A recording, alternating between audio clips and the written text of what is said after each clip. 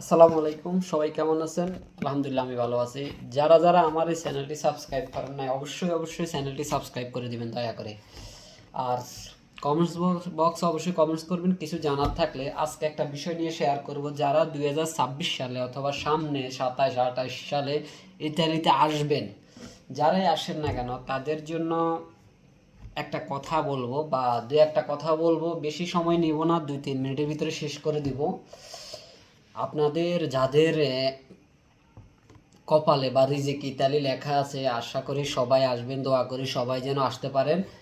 আর আসলে আপনারা কি কি সমস্যার সম্মুখীন হবেন এ নিয়ে কিছু কথা বলবো আমার এক্সপিরিয়েন্স অনুযায়ী আমি বলি।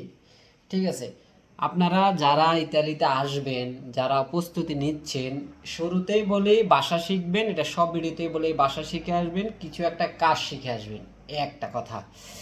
আর একটা কথা হলো, আপনি ইতালিতে আসার সময়, আসার পরে আপনি আপনার দৈনন্দিন জীবনে সব কিছু নিয়ে আসবেন। ঠিক আছে, মিনিমাম যেন আপনার 6 মাস ব্যবহার করতে পারেন, 1 বছর ব্যবহার করতে পারেন। ঠিক আছে, সব কিছু নিয়ে আসবেন, অন্য কারো মালসাবানা আনা প্রয়োজন নয়, নিজের সব কিছু নিয়ে আসবেন। আর দুই হলো, যারা ইতালিতে আসার পরে আসার স্বপ্ন দেখতেছেন, ইউরোপে আসার স্বপ্ন দেখতেছেন, ঠিক আছে, সরি আমার রান্না বান্না করতেছি। হয়, যারা ইতালিতে আসার স্বপ্ন দেখতেছেন, ইউরোপে আসার স্বপ্ন দেখতেছেন, দেখবেন আপনার যখন আপনি এত লাখ লাখ টাকা খরচ করে ইতালিতে আসবেন, আপনাদের সবার ফ্যামিলি তো আর স্বাবলম্বী না। অনেকেই জমিন বিক্রি করে, অনেকে এটা বিক্রি করে, ওইটা বিক্রি করে, এই বন্ধক দিয়ে বা আপনার এই হাওলাত নিয়ে, ঋণ নিয়ে আসবেন।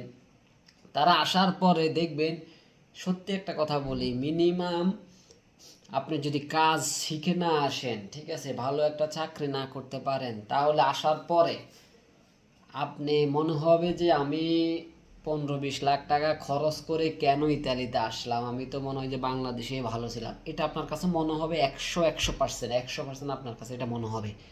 ঠিক আছে, তবে আপনারা ধৈর্য হারাবেন না, আপনারা হতাশ হবেন না। বারবার বলতেছি, আপনারা যদি ভালো একটা কাজ করতে না পারেন, তাহলে শুরুতে হয়তো বা আপনারা খাওয়া দাওয়ার বিল দিয়ে 40-50 হাজার টাকাও আপনারা টিকাতে পারবেন না। তো আপনার মনে হবে যে যদি আমি ঋণ নিয়ে আসি, তাহলে 40-50 হাজার টাকা তো আমার ওইদিকে প্রতি মাসে দিতে হবে, বা কিভাবে কি করব আমি, আমার 15-20 লাখ টাকা উঠাইতে 3-4 বছর চলে যাবে। তবে আপনারা হতাশ হবেন না, বারবার বলতেছি, আপনারা 6 মাস 1 বছর ইতালিতে থাকার পরে, 6 মাস 1 বছর ইতালিতে থাকার পরে ভালো একটা কিছু করতে পারবেন, ভালো একটা কিছু করতে পারবেন। বারবার বলতেছি, হতাশ হবেন না। মনে হবে যে আপনি কেন ইতালিতে এসেছেন,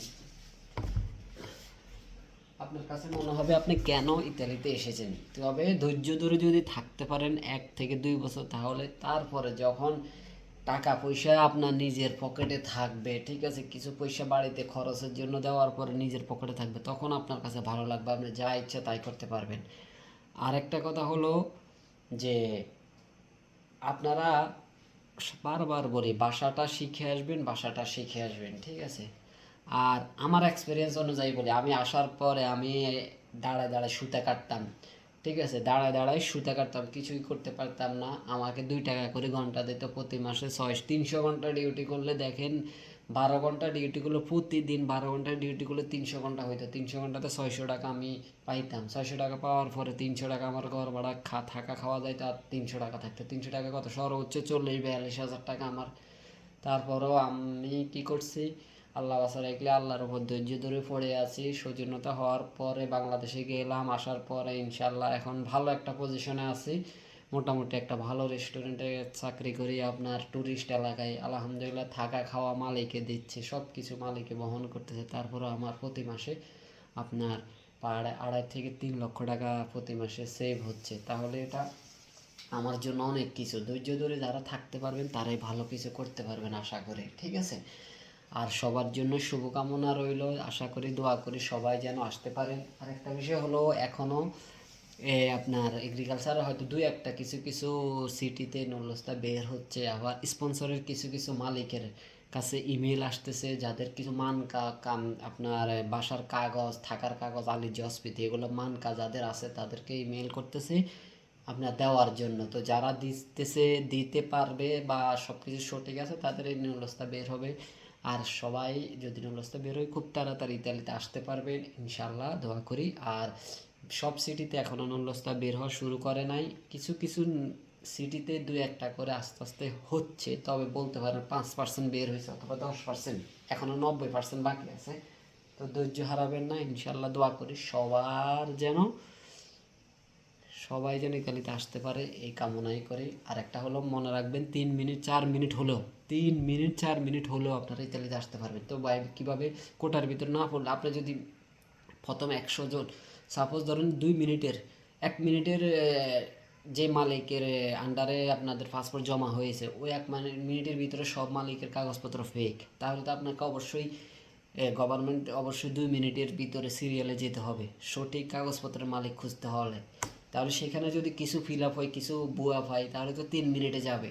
এটা সাধারণ বিষয়, ঠিক আছে? আপনারা মনে করেন না যে 2 মিনিট 3 মিনিটে হলে উঠবে না।